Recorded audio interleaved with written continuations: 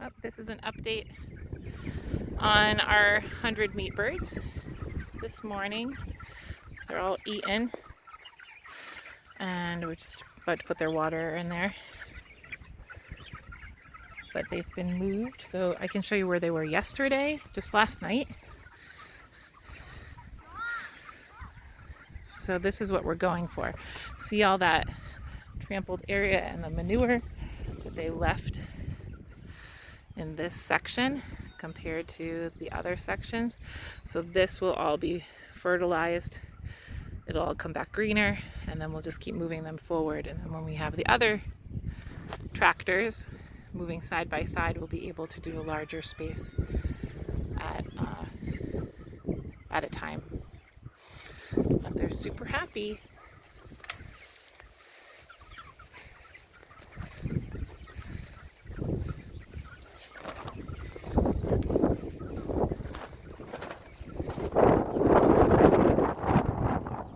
Any tips for building this chicken tractor?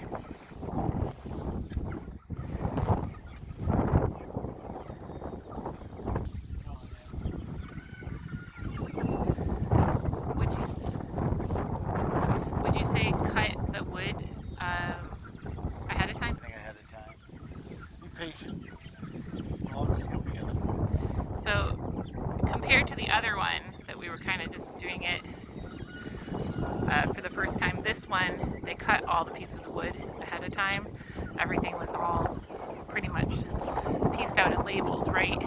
All the pipes were bent, and so it was more like an assembly. So it definitely went quicker this time than it did the last time.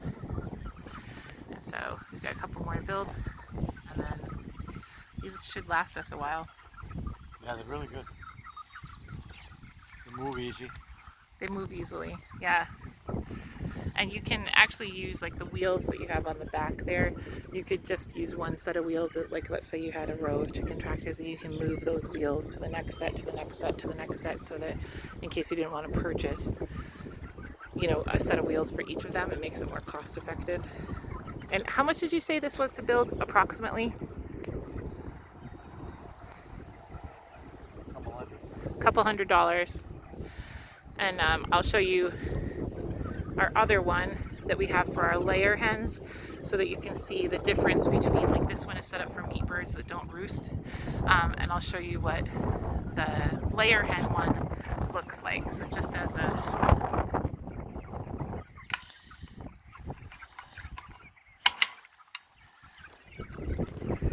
so this is the inside of this one. They have plenty of room on the grass, and then when we put our electric netting fence around here, we actually can open this up for them to be able to get access to even more grass, but they're protected from predators in here, and they still have quite a bit of space to get on pasture. They're not getting sunburned or not getting too much sun.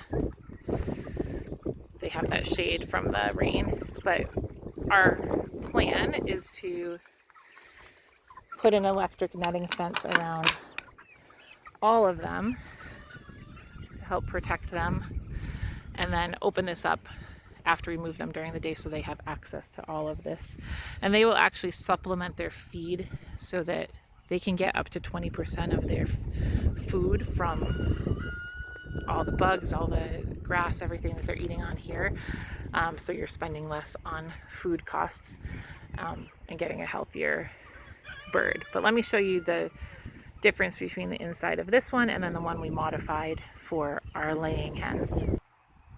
Okay, so this is our laying hen setup, and we're probably not moving them as frequently as we would our chickens on pasture, but that's because we're using them to prepare our garden space, and so we want them in here longer, kind of eating everything and scratching it up and getting rid of anything that's growing in this area so that we don't have as much to till.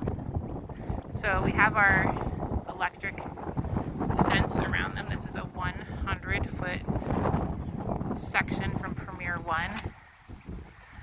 They knocked over their mineral feeder, but This is the same type of chicken tractor, but we modified it for our laying hens. So you can see that we put a roost along the back of each side, and this easily for us would give room for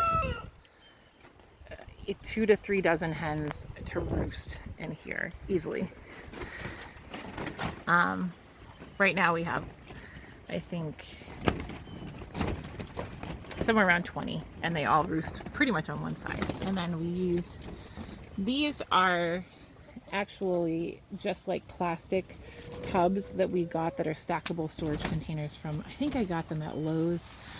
And you can see that we just took a piece of wood on the inside and drilled through it and screwed it into the wood that's behind it here, and then did the same on the bottom here, so that is secured against the back there. And this is enough for 2 dozen hens. If you had more than that, I would consider adding more nest boxes, but you could easily just like double them up. So you did 2 here and 2 here.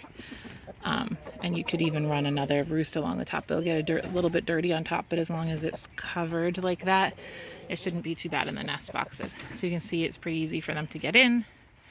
And then we move this periodically, but we're just trying to fertilize our garden space and have them clear this whole area out, which they've done a really good job of wherever we put them.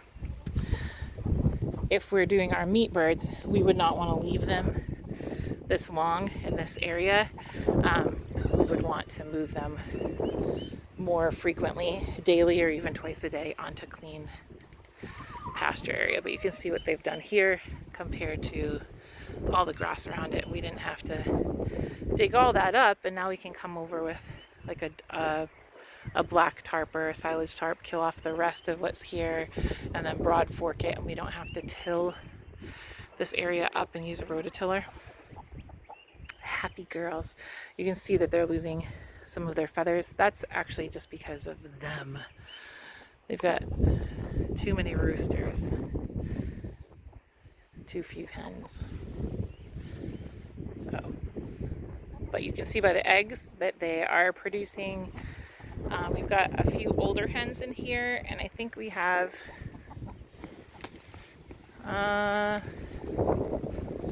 14 of these are hens, and we get about a dozen eggs a day, sometimes 11, but right now we're getting just about 12 eggs a day. So our 2 older hens, these two, like, so this one is a production layer, this one's a production layer, and this one's a production layer, and they still lay, but probably every other day at this point, because they're like 3 years old, and so that their production starts to go down as they get a little bit older. But we get eggs every day from these blue egg layers. I believe these are azures, and then we've got these ones that are a mix of these 2 breeds. So this is like a cinnamon queen or red sex link, and then this is a buff Orpington, and so we mixed them, and we got some other kind of backyard hens from them that are good production layers as well right now.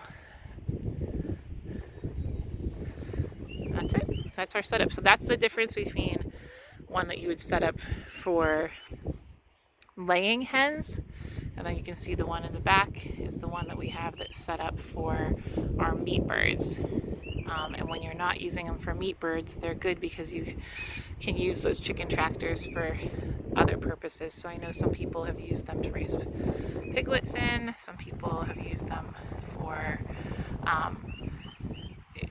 like a warm season brooder. I know that they've been used for a lot of different purposes, but I really like them and they're sturdy. We did use pressure treated wood, so our chicken tractors are heavier than they would be if you did not use pressure treated wood, but we felt like if we would put effort and expense in